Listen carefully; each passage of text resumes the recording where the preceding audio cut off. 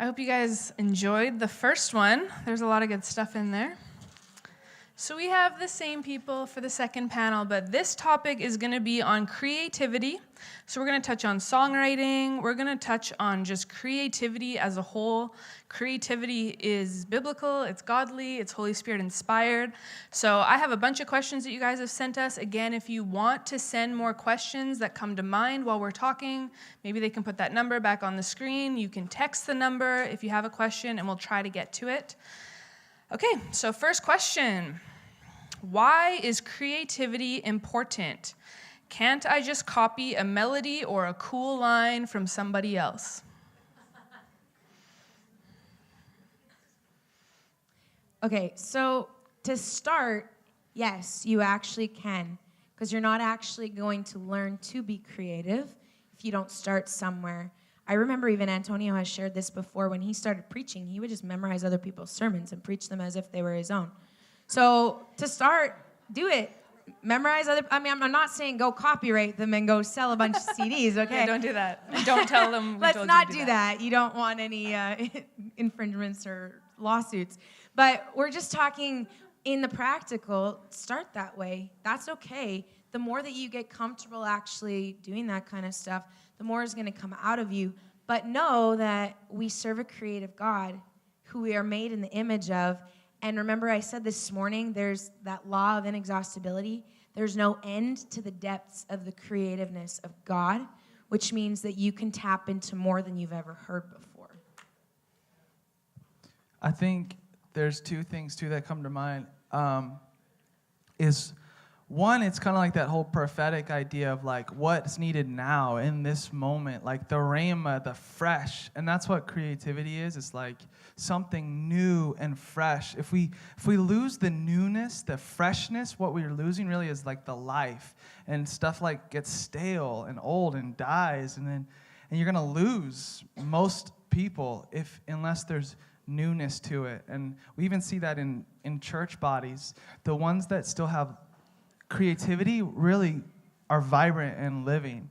And so that, like, creativity is going to go not just in songwriting, it's going to go in everything. Mm-hmm. And then the second thing I'm thinking about is the reason creativity is important is because each one of you are unique. And so you have your own journey and story and perspective and revelation that God has given you. And so you're going to be offering something to others that they would have never got on their own. And so you actually have something to give because of your uniqueness. Yeah, and even, like, we all know we were created in God's image, and He's the creator of everything. So obviously, if we're in His image, we were created to create. And so if we actually don't tap into this side of who we were created to be, then we're actually not we're not participating in what all God has for us. And whether or not that's even singing or music, like any form of creativity, it's important. And that's the bottom line of it all. Cool. And I would even say with that, we are actually all creative. I know some people think it's like a personality thing, or it's like, well, no, you just are really good and skilled in it. But I would actually say every single person, because we are created in His image, we were created. So there's actually creativity in all of us. Because I know I'm not a worship leader, I am not a musician, you won't see me up here, but I am actually creative. I do it in other forms, like I had said, right? I wanted to do interior design. That's my creative outlet, that I create things, but it doesn't have to be music. I can still be musical, but that's a creativity part of me that I do in a different way. I've seen you up here in the drum cage. You have, actually. No one else will. Even with what Shayla's saying, like, it's not just about music. I was even just thinking of, if you're in the realm of business, you can actually be creative in your business. You can come up with creative strategies. And, yes, there's the design aspect, whether it be a room or whether it be graphics, but I'm even just talking about the way that you actually move in your day-to-day operations. Mm-hmm. You can actually release creativity even in those places. Joel, who was up here this morning doing announcements and offering, he owns a few businesses, and I know that they've had really creative ways to do business. Mm-hmm. So it's not limited at all to music. Cool. Cool. So how do you guys grow in creativity? So with this question, it says, every time I try, I only get a catchy part of a song that I already know. So how do you actually grow in this creativity thing? Well, what I do is I will sit on my piano. Well, like not on my piano, but you know what I mean. I'll sit at my piano. If you sit on the physical I do too, keys, Hannah. It's okay. you playing. Never mind. We're gonna stop there. Yeah. So it's a bad visual. Okay. All right. Focus. I'll sit at my piano and I will pick a chord progression. This is really important. You just pick a chord progression, any chord progression. You'll know what I'm talking about, like in the key of C, in the key of G. Just pick something. And you just start singing melodies. You just make them up. Just like what we were talking about in our last session, like spontaneous. Just make it up. And then eventually something will catch. And also, I'll just suggest, like, keep your phone. If you have an iPhone, I don't know how the other phones work, but just record on your recording app. And you just record all of your melodies. And then you can listen back, or something sticks, like a certain melody keeps sticking and sticking. And then once you have that melody, even the words you sang with the melody, you don't have to keep those words. You can change the words out, and you can slightly adjust the melody. So you can even take a line in that catchy song that you like. Take that line, learn it on the piano, start singing that exact same line, but then maybe change it a little bit. And it'll actually sound completely different from what the original was, and then take that melody and put it with a different chord progression. There's so many different things you can do. So keep trying is what I'm trying to say. What I would say is do not despise the day of small beginnings. When I came around here, Hannah and Anya were both here leading worship, and they were both songwriters, and I did not see myself as a songwriter at all, not even in the future. I thought, all I write is cheesy stuff, and no one will want to hear it. I literally believed that. But God started speaking to me and just saying, well, you haven't tried. And I love to like be excellent at everything I do, so if I don't think I'm going to get there excellently, then I actually stay away from it. And that's not good. I'm working on that. But if you feel called to create, if you feel called to songwrite even, sit down, and your first songs are going to probably be for you and the Lord. I'm serious. But there's one thing that actually encouraged me a lot is, I don't know if you guys have heard my song Garden at all, but this song came out of a spontaneous moment, and I recorded it. What happened was I was singing Closer by Amanda in one of our worship sets in the morning, and I came home after this spontaneous chorus came up. And I went home and I wrote this song at 2 a.m. in the morning, and I recorded it on my phone, and it wasn't good, guys. Like, I listened back to it like a year ago, and I was like, oh, man. And I actually forgot how it started, but if I would have just despised that day of small beginning, then it would not have become a song in the future that people have actually encountered the Lord in now. And so wherever you're at in this area of growing in creativity, just press through those mundane moments where you feel like you're annoying yourself. Because I've had to do that. I've had to sit there, even growing in piano, I would sit there and be like, ask my brother, actually. He's up here playing electric with me this morning, and he sleeps in the room next to the piano room. And I'd be up at 2 a.m. going, and he'd be like, hey, I'm trying to sleep. I'm like, I know, sorry, I'm trying to get better. So honestly, long story short, press through. Do not despise those days of small beginning. You are creative, and it is something that you do have to cultivate. So it doesn't just fall on your lap like a piano. Yeah, and with that specifically, like getting this catchy phrase or melody, but you're like, oh, shoot, that sounds like that song. Don't throw it out. I was spending time with the Lord early this year, and I just started singing. I was not trying to songwrite. I was just singing to the Lord. I was just spending time in worship. And I was like, oh, this is really good. It was this cool, like, Irish lilty type of melody, and I loved it. And I put it on a shelf. I come back to it a couple days later, and I'm like, it sounds like something. I know this sounds like something. And I finally figured it out. It sounded like an already written Robin Marks song that was actually about something very similar that I didn't realize. But when I started writing the one that we did last night, I want to be like Jacob. I had these pieces, and I'm like, man, I need some verses. And all of a sudden, these words came flooding back to me. I don't want to miss another moment because I can never get it back. I just took that melody and I tweaked it like that. It was totally different chords.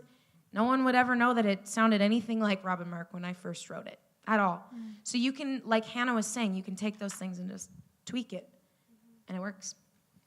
And then also is like capture, like not everything you're gonna come up with is gonna be like, I sit down and I'm gonna write now, and then it's gonna be amazing. It's gotta be like captured. Like I was on this last outreach in the Philippines, and we were walking back to our cars from a waterfall. It's like a 20-minute walk. I'm walking on my own, and I start singing this melody. Dun, dun, dun, dun, dun. I'm like, oh, this is good. And I recorded it, and then like a week later, I throw it in a song, and it was amazing. So like just capture those random melodies or lines, and then like, see, Annie even did it there. She took something from before, and it fit with what she was doing. So that's one thing, like capture everything. And now with our iPhones, you can actually like put a little folder and then boom, throw them all right there. For the record, Clancy, how many notes do you have on your phone? Voice memos. Oh man, like 500, 600. Okay, so there's a lot that can fit on your phone. Yeah, you should see. No, it's amazing. And then the second thing is we forget to do this, but we got to ask the Lord. Mm-hmm. Well, oh my goodness, like if you just ask the Lord, there was a song I wrote, and I worked on it, and then like all the time, you know, I'd just be like, Lord, what do you like help me. And then later that night, I literally woke up in the middle of the night, and then the entire song just started flowing out of me. And so I was like, well, that was the Lord, man.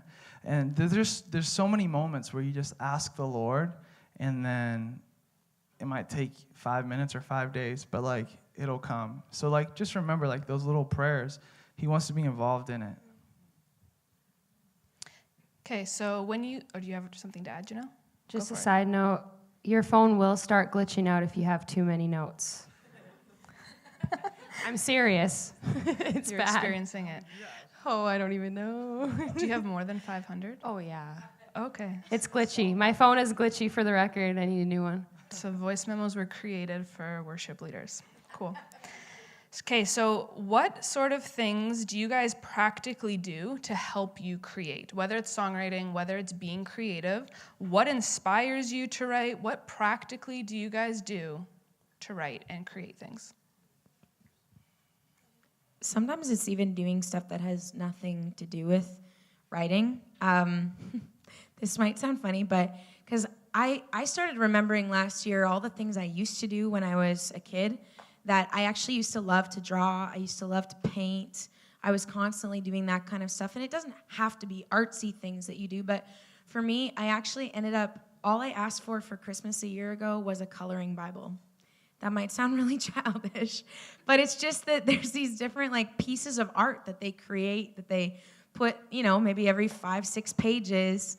And it was a Bible. I wanted a 1-year Bible to read through, so I actually read through it in the year, but it was something where it was like, I'm actually just going to sit down and do something that gets my creative juices flowing, rather than sitting down and being like, okay, I need to write. I don't know what I'm doing, and leave and get frustrated, right? I just needed to do things, not even then go into songwriting, but just do those kind of things. What is it that you feel like actually makes you come alive? Like, what is it where you feel like you're just kind of flowing in your element? Find those things and do those things just to get the creativity flowing on a regular basis. This would be on a different branch to that. But something Juliana Brevier said when she came for our women's conference is, and I'm probably not going to say it exactly how she did, but she was saying, if you're faithful with your schedule, then when God impresses a moment of inspiration, you will have the ability to do it. And so I was thinking about that. I'm like, because my time management is always something that I'm working at. I don't know if anyone can relate, but that is something that I realized, like, I don't sit down, like, I do schedule time to write, but a lot of the songs that I really love that I've written have come out of a moment where I'm just sitting there and all of a sudden, boom, I have an inspiration, and I go to the piano and I spend 3 hours. But we don't always have that time in our schedule. And so practically, to take a hold of your time management actually will then help you to then take a hold of the creativity that God has for you in a moment. Yeah, this is probably the number one question I get asked too.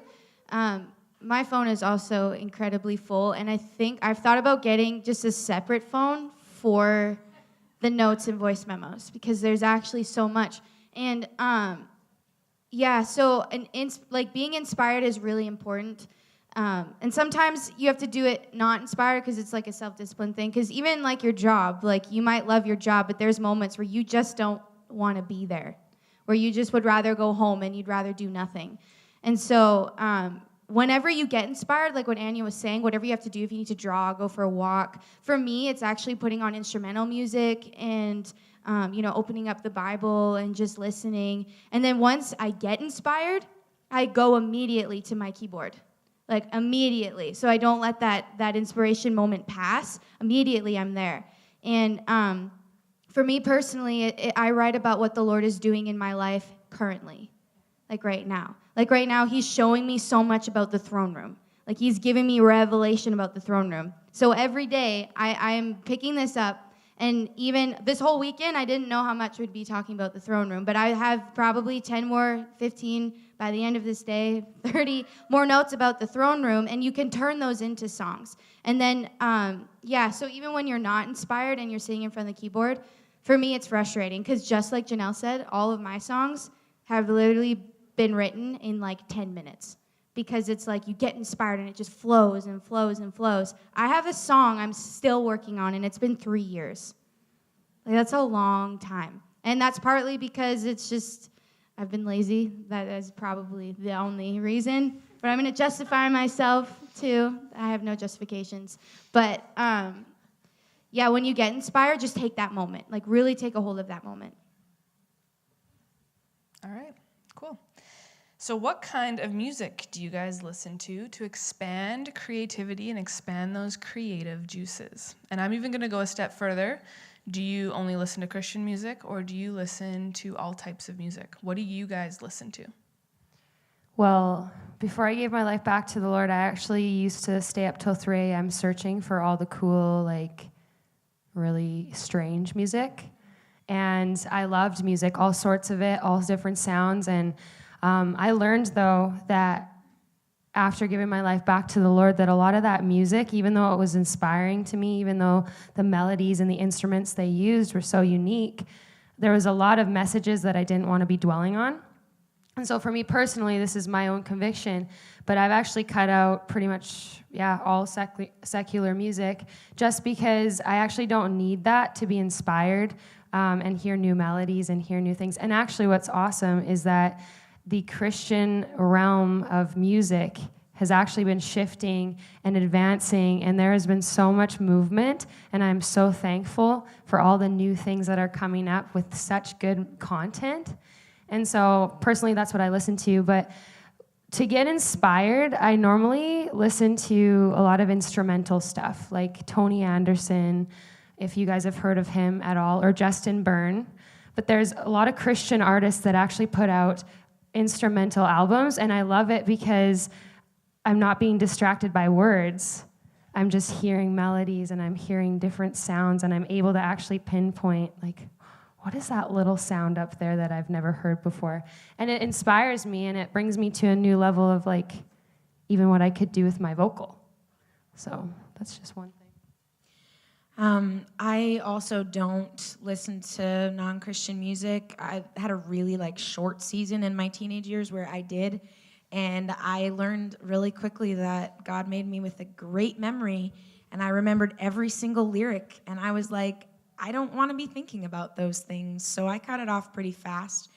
And I honestly mostly listen to worship. I do listen to some contemporary Christian stuff here and there, but my favorite thing above every other thing is the International House of Prayer live stream.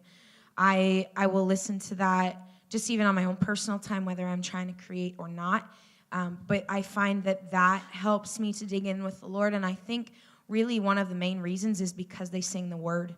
It's actually just the Bible, and I connect with the Bible, right? Because it's the inspired word of God. It's all God breathed. And so for me, that's what I listen to. And even in writing, whether it's their live stream or here with our prayer room, some of my songs lately have actually been somebody else is leading. I'm just out there and I'm like, oh, I hear something, and I just jot it down quickly, and then I begin to create off of that.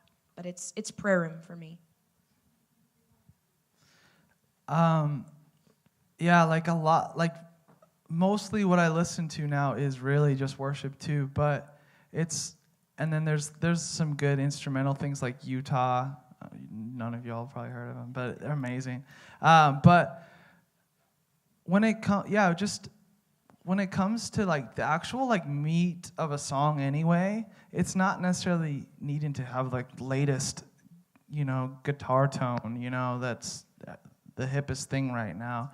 It's because the skeleton of a song, man, it's going to be a good song or a bad song regardless of any of that stuff. It's just the basic melody and what you're saying and the chord progression. And so it's not necessarily like needed to be like, I got to be listening to the latest thing that's out there in that sense. And then like in the realm of like prayer room or just like with your team, other musicians, like when it comes to the other sounds and stuff, as long as you're just pushing, don't be in your comfort zone and like, push out of what you normally do. If you normally just do this little, shape with your electric or that same old rhythm, do something else. And God will be able to like bring stuff out of you spontaneously, even as musicians. And it's really what it is it's just recognizing, oh, that was sweet. Let's make sure we remember that.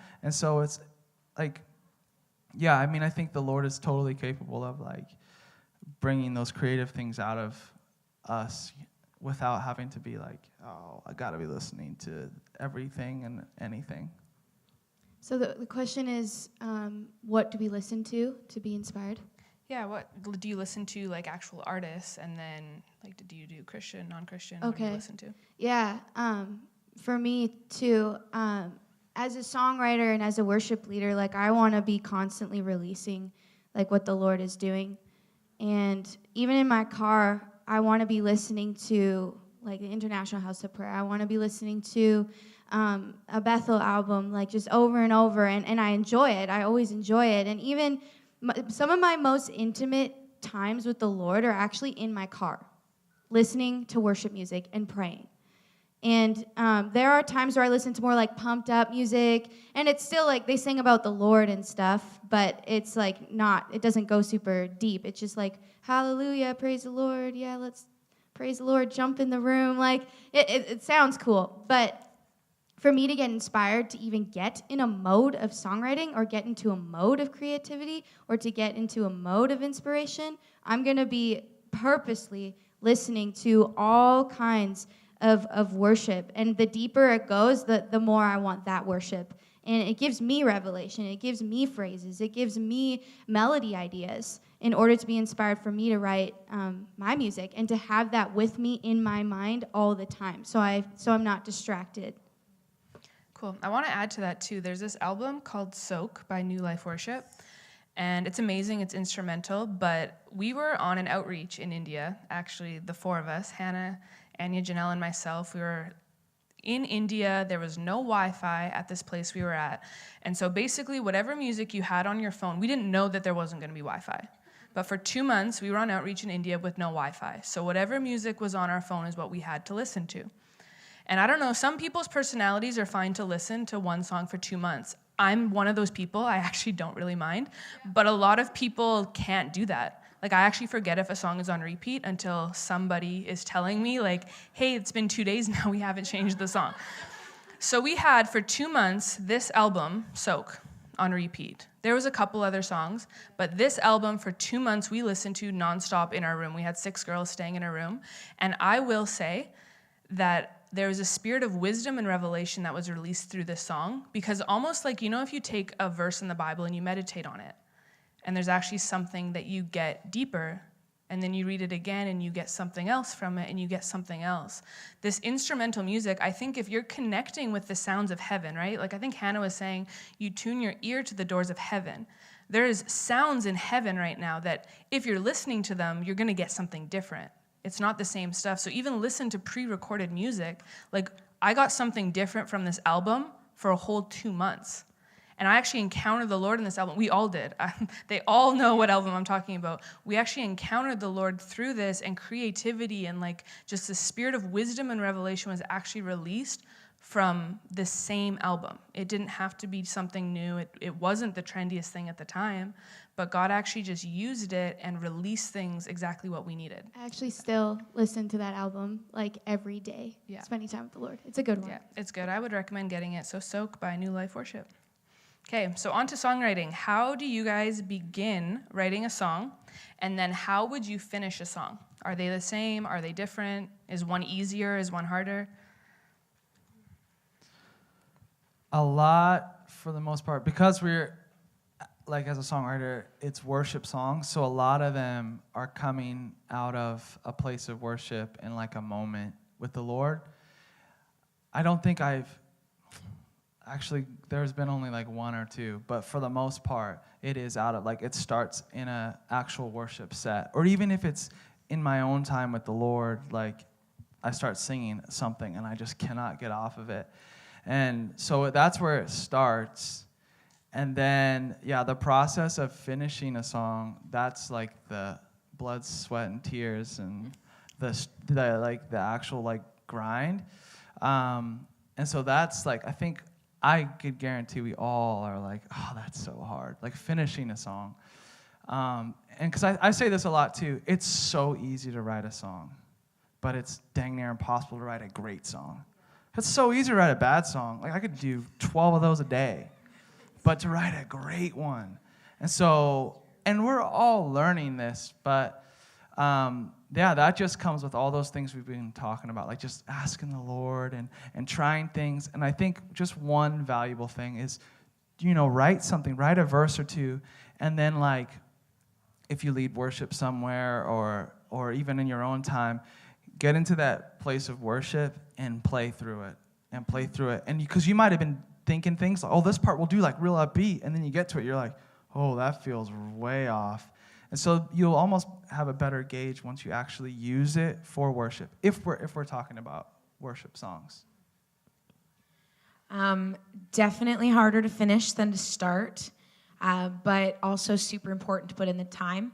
I remember a quote, I cannot remember who said it, but that songwriting is 10% inspiration and it's 90% perspiration. So you're going to have that moment, that thing. Clancy's right, like for me too, a lot of it'll be a spontaneous moment in worship, whether on stage with my team or whether I'm at the back and somebody else is leading or I'm at home alone. But getting it to the finish line takes some work. And sometimes it'll be, okay, well, this is kind of the theme, so maybe I'll take this piece and I'll move this here, and I don't really like that. Maybe I'll change the chords. It takes time. It takes effort. It takes energy. But anything that's worth something takes work. That's what I think. So just to be willing, if that's actually something that you feel like, I really want to do this, put in the work, but also don't be discouraged as you start. Just start. Start writing. Start, like Janelle said, most people won't want to hear the songs. You should. I started writing when I was like 12. You should see the songs I wrote. They're going to stay hidden for a long time. But just start writing, and who knows, maybe you come back to that same song 10 years later and you just tweak a few things and it's amazing. I'll get really practical. There is one song specifically that I just recently finished. It's called I Will Trust. And this song, I was thankful to have one simple binder that I had all my writing in. And because when I was going through a really hard time last year, I went back to that binder, and there was a song that I had actually written to completion, but I didn't like it at all, that I left on the back burner. But in this hard time that I was dealing with stuff, God brought me back to the one chorus. and it is the meat of the song, and it is full of scripture. But because I didn't like the song in its entirety, I wrote it off. But because also I had all my stuff in one place and I was organized, the Lord literally highlighted it, ministered to me. I got pulled out of the deep, dark hole that I was in of self-pity and depression into this chorus, and I ministered to myself. Well, the Lord ministered to me through myself. And I, in that moment, then out of that place of reality, because I was actually feeling it in that moment, I finished the song. And it is one of my favorite songs that I've ever written in my life so far. And practically, having all of my stuff in one binder helped me to actually go back to some of that content. And because I was faithful with writing down stuff, even if it wasn't inspired in the moment, God could breathe life on it later. So they were describing how they would start writing a song in worship. I have one song that I have written based out of worship, but the rest of my songs have been, like I said earlier, like the Lord takes me through something, and I'm feeling it. Like I'm in my room and I'm praying, like, God, help me. God, I ask you to strengthen me, man or man. And then I start to actually say phrases. I actually even listen to my prayer language, and then I say things, and I'm like, ooh, that's a good line, so I write it down. And then I go to my keyboard, and what I do, this is what I do every time to start a song. I pick a key, usually key of D, that's my favorite key, and then I pick a chord progression, usually 4, 6, 5, if any of you know number system. That's my favorite chord progression. But anyways, pick a chord progression, and then what I do is I take the phrases, and I've already made a chorus in my notes, and I will put a melody to it. And sometimes it's like, oh, that's too many syllables, so then I'll take out a certain word, or I'll use a different word. And I use the dictionary a lot, like what's another word for trust? What's another word for hope? You know, stuff like that. And so that's how I start a song. And then how I finish a song is usually I finish it, and there's a lot of things I don't like, oh, that bridge is not really punchy. Like, it doesn't really sum up the song. So then I'll even take it to somebody else, and I've taken my songs to all of them. Like, oh, what do you think? And like people you trust. So people who are really good at worship or songwriting, someone that you trust, and you bring it to them and you say, like, well, what do you think? And then they'll give you their opinion, and you can take it or you can leave it, and you can have somebody else's opinion as well. I'll actually even often take, me and Shayla, we live together, and she isn't a worship leader, and she isn't a musician, although she has played piano for a lot of years of her life. I am not, so. She actually has a lot of hidden talents. This girl is crazy. She's got it all. But I'll even ask her, because she's really good at the prophetic side of things. Like she was talking before in the last session, she puts up her spiritual antennas. What's going on? What am I feeling? And she'll tell me. And I'll be writing downstairs, and she's like, I don't know what you were singing. I don't know what those words were, but I like it. I'm like, that's actually the most powerful part of the song. She's like, yes, keep going, keep writing. So bring it to people as well to help finish it and tweak it. Yeah, I'll say actually with that song that she's writing, I have a 2-story house. So I was upstairs and she was in the basement playing, and there was something on this melody. Is that the right word? This melody that she was playing? Like the sound, the way it sounded, I actually couldn't hear her words, but I actually told her what the melody made me feel like. And it was actually the words that she was singing matched what the melody made me feel. So that's where this prophetic worship thing, like the sound actually was the prophetic words that she was singing. So that type of thing is, I think, the goal, right? That's what you're going for. One thing that Hannah said in terms of even taking it to someone non-musical, take it to someone you trust, even like a leader, to check your theology. Like I write out of scripture a lot, so that helps, because if you're writing out of the word, chances are you're sticking to what's actually true. But like take it to your leader, even like take it to your pastor. Like, does this actually make sense? Does it portray correctly what I'm trying to say? Like, is it actually lining up biblically with the truth? So. Okay, so for you guys, when you're writing songs, do you always write a song with an instrument? Like, would you say needing to play an instrument is kind of a foundation to write songs? No. I actually, I will have a lot of songs. Sometimes I get phrases or things when I'm driving. So like, yes, I do play an instrument, but I don't actually always sit at my piano to start. I'll just get a melody that goes with a phrase, and I've just come up with my own little system. And I found out a little while ago, I'm not the only one, but like I just do dots to help me remember where the melody goes. Yes, you can use a voice memo. I guess I'm a little more old school with pen and paper sometimes, but I actually often don't use my instrument until farther in. So if it's something that even interests you, you can start, if you hear melodies, you can take them to someone who is musical, or if you don't even have the music piece, but you just have lyrics, just try to partner with someone who actually does play music and, hey, I want to try this. Can we see if we can figure out how to put this together?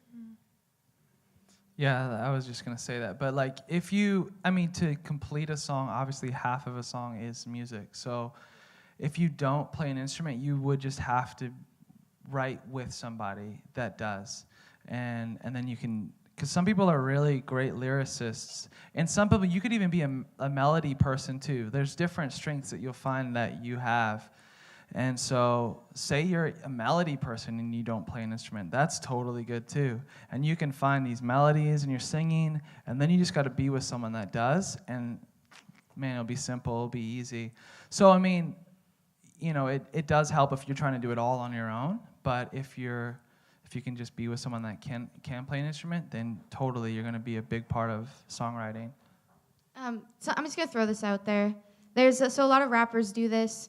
They take it. There's a website you can go on. I have no idea what it is. You can just look it up on Google, like rap tracks or something, and you. Maybe don't. Maybe just it's Google that. raptracks.com. But yeah, okay. Yeah. Sounds so dangerous. there's what? Sounds dangerous. Yeah. Make sure there's no words on it, because sometimes Does it say instrumental, rap instrumental? Rap. Thank you. Yes. Rap tracks, instrumental. Anyways, because there's already a chord progression and a beat. So you can just go take one of those and honestly start singing. And you don't need an instrument, just start singing. And if you have made a song, well then record it on your phone. And if you want to go a step further, just like Clancy was saying, like go find someone who's instrumentally there. That was a bad way of, not saying you're not. That's really bad, I take that back. You're instrumentally there, all of you. Anyways, when you get that, then you just go to that person and you say, what is the chord progressions in here? What's the key? And then they can help you. And you already have a song already completely finished, and then you had someone who wrote something for you. You're all instrumentally there, just to clarify, all of you. Along with the rap tracks, you could also look up some, like who I referenced before, like Tony Anderson or Justin Byrne. Sometimes I actually incorporate them in my worship set, some of the melodies on my keys. I'll incorporate them because they're so beautifully anointed. And so just put on an instrumental album. There's no words, there's no singing, so you can go for it. Okay, are you guys good? I am going to throw this out there because I just realized some of you may not actually be a worship leader or a musician. So what is a melody? What is the melody versus what is the chorus? Because I'm actually saying this because I was that person who didn't know what this was. So they talk about these things called choruses, melodies, and then a chord progression. Just quickly touch on what those are in case you don't play an instrument. Apparently everyone's looking at me. Okay, so the way I would describe a melody, it's just the sound that you're hearing that comes in some sort of phrase. So, you are worthy of it all. The melody would be, na, na, na, na. That's it. It's just that line, that sound that you hear, if that makes sense. I think that makes sense. Okay. Good. Okay. And then what is a chorus? Well, if you're talking about a pre-written song, it can look different, but usually it's something that's like a catchy thing that you're singing over and over again.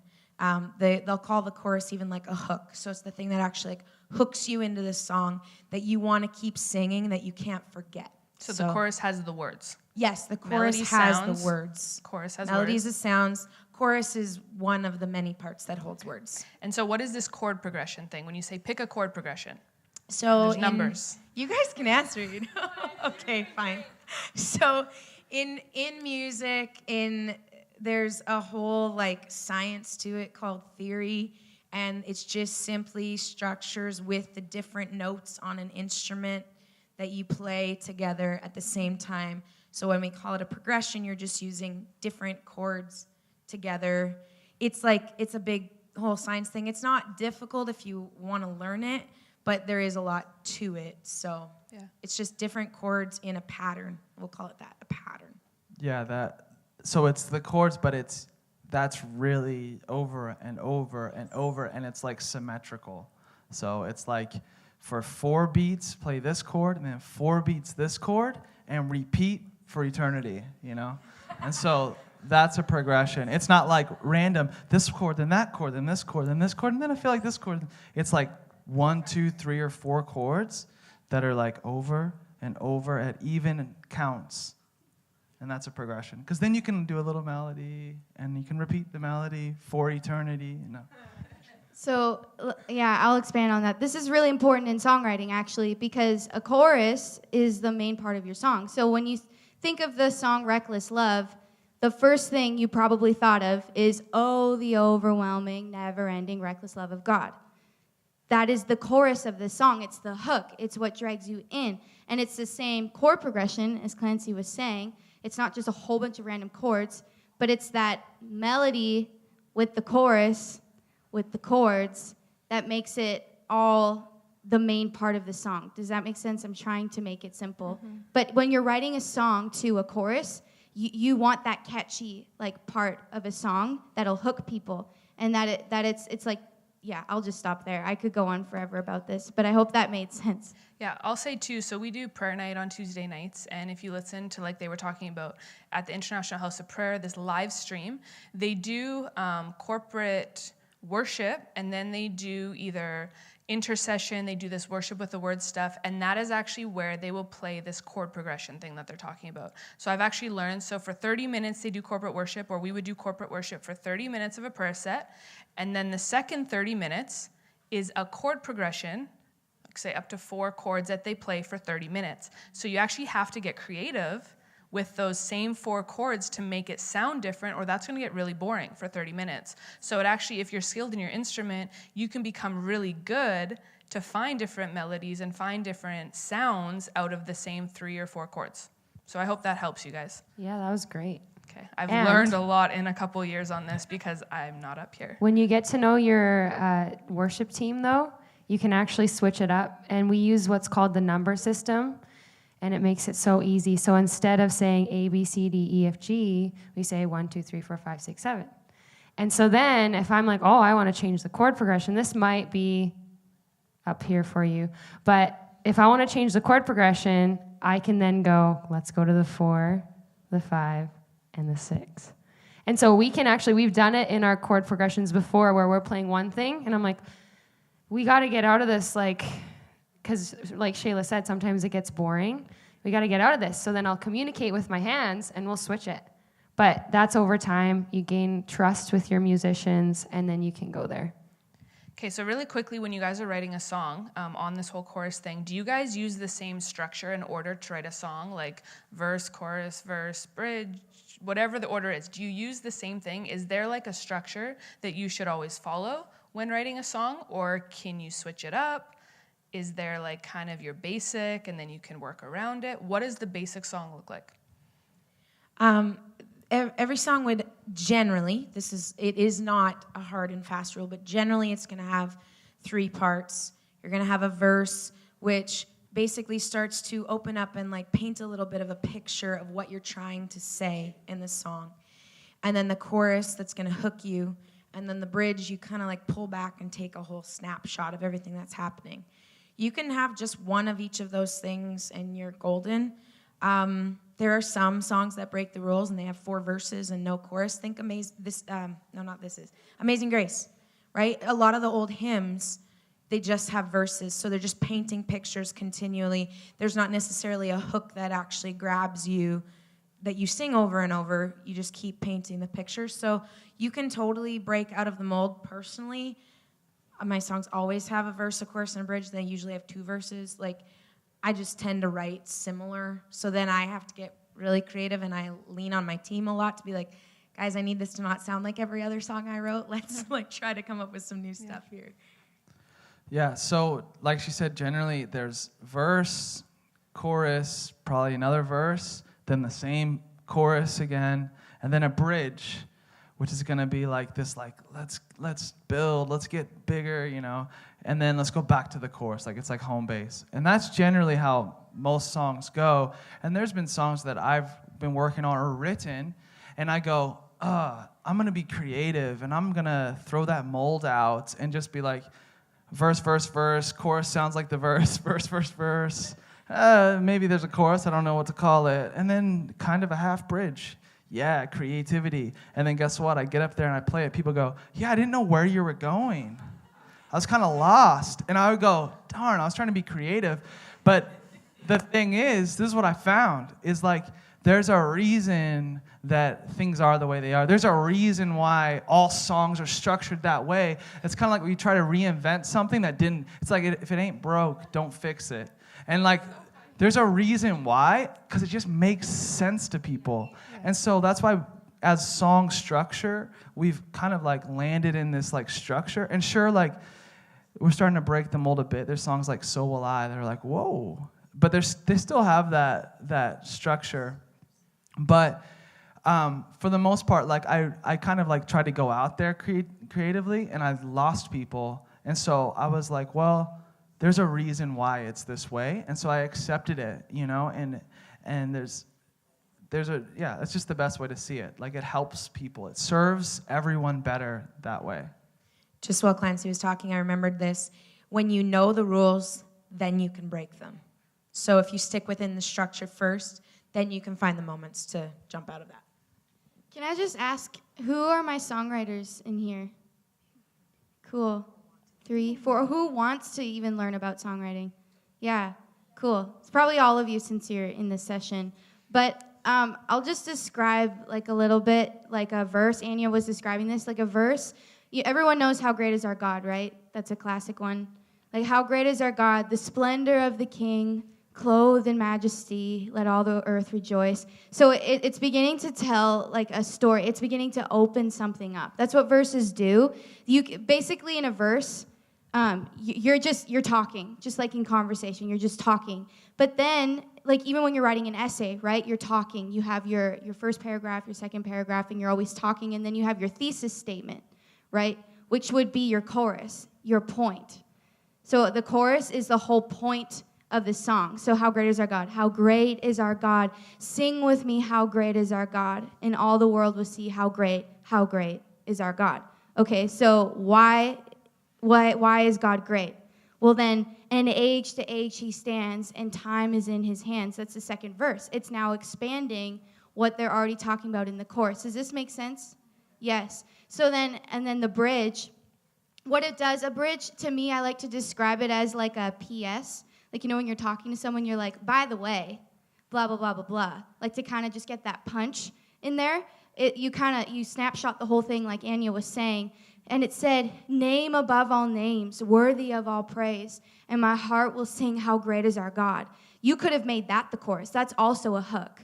So I just want to tell you songwriters, because a lot of people, they'll write songs, and they'll have no idea, like, what is a chorus? What is a bridge? I think this is a chorus. They're all choruses.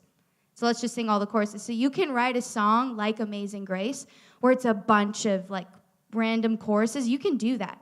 But if you want to write something where a whole room is going to engage in worship, like how great is our God, you can have the verses where you say anything you want to say. And then the chorus where it's like the hook, the punch, where everybody can grab onto. So I just wanted to say that to you guys. Okay, so this may be different for all of you, but how do you know if your song is good enough? Or how and when does your song make it from just being like a voice memo to actually having other people see it? What makes a song good enough? Like, are you meaning like how do you decide when you actually introduce a song in a corporate setting? Yeah, how do you decide? Okay. Or is there actually certain things you look for in your own songs that you're ready to show people them, and you think it may go on an album, or you think it may go farther? Okay. At first, I thought you meant like, how do you know if your song's good enough in general? I'm like, well, I don't. I actually never know, because even the accolades of man, what is that word? Yeah, cannot tell me if it's good enough, right? So, but how I know is that if I can encounter the Lord in the song, and I'm actually brought to a place of encounter with him, then okay, I can bring it into a corporate setting and people will encounter him. Because that's the goal. It's not for me to be like, look at how good this song is, guys. Like on Sunday. Yeah, right? It's not about that. It's about encountering the Lord. And so for me, that's the bottom line, basically, encounter. It's true. I would even say, like, if I think it's almost there, or I think, like, I've actually got a decent song, I'll actually introduce it. We thankfully have more than just Sunday mornings to figure that out. We have morning worship through the week, and we have prayer room time. So I'll do it in a set on my own, where it's just me and the piano, the way that I've written it, the way that I sing it to the Lord. And I'll just kind of even gauge, how are people connecting? Are they actually, like, engaging with me? Are they actually, really grabbing a hold of what I'm saying? And I've sometimes done that with songs that I've then gone and tweaked later. Like, I was singing a song a couple years ago that I wrote in India, actually, and it has now, like the chorus and bridge are the same, but I completely scrapped the verses and I rewrote them and I started singing it again. So I think it was Brian Johnson and Jeremy Riddle that I heard talking about it one time, and they were just saying, like, they'll introduce songs when they're about, like, 70% of the way there, and they'll start to sing them, even if just sing the chorus. Just add that little piece, that hook into your set to get the room and just, like, see if they're actually grabbing it. And they've done that with a lot of their songs, and they'll end up going back to the drawing board and rewriting parts after it. So I don't know if it's ever good enough. You just go with it and learn from the response. So it is really hard to know, though. And I think I speak for all of us, too. Like, we can be pretty big critics of ourselves. Am I right? And so then you're like, there's a song, actually, the first song I've ever recorded, I just recorded a single. And the verses to that single, like, I love now, but when I first wrote them for, like, probably 6, 7, 8 months, I was like, I don't even know if I like these. Like, I don't know if they're that creative. And it's just like, for me, it took, and I don't know, but I can only speak for myself. For me, a lot of times it takes just like almost affirmation or feedback from others, saying, like, oh, no, I like those, verses. Because I might say, I don't know if I like the verses. They're like, no, I like them. I'm like, oh, you do? And when that happens over and over, it's kind of like, oh, okay. And then I'm able to open my mind. So for me, feedback, the other thing is, like, there's, like, this certain, like, sometimes I just know, like, there's this it factor that melody and those words together had. And there's no doubting, like, that's a good part of the song. And then the last thing, what was it? Oh, yeah. If it gets stuck in your head, where you're like, I can't get that out of my head. And so that can be something, too, where you notice, like, man, that's, like, catching me, that's, if it's drawing me in, like, it's probably going to do the same for others. Yeah, but I like what you guys said, too, right? The bottom line is kind of encounter. Like, it comes from an encounter, and the goal is you actually want people to encounter the Lord through it. It's not about you guys writing the song. It's about someone encountering the Lord through the song. So I would say that kind of sums it all up. Cool. Well, thanks for being here, guys. That kind of concludes our creativity workshop, our panel. So we are going to basically take a break. Our session starts tonight at 7. So we will see you guys back here tonight, and thanks for joining us.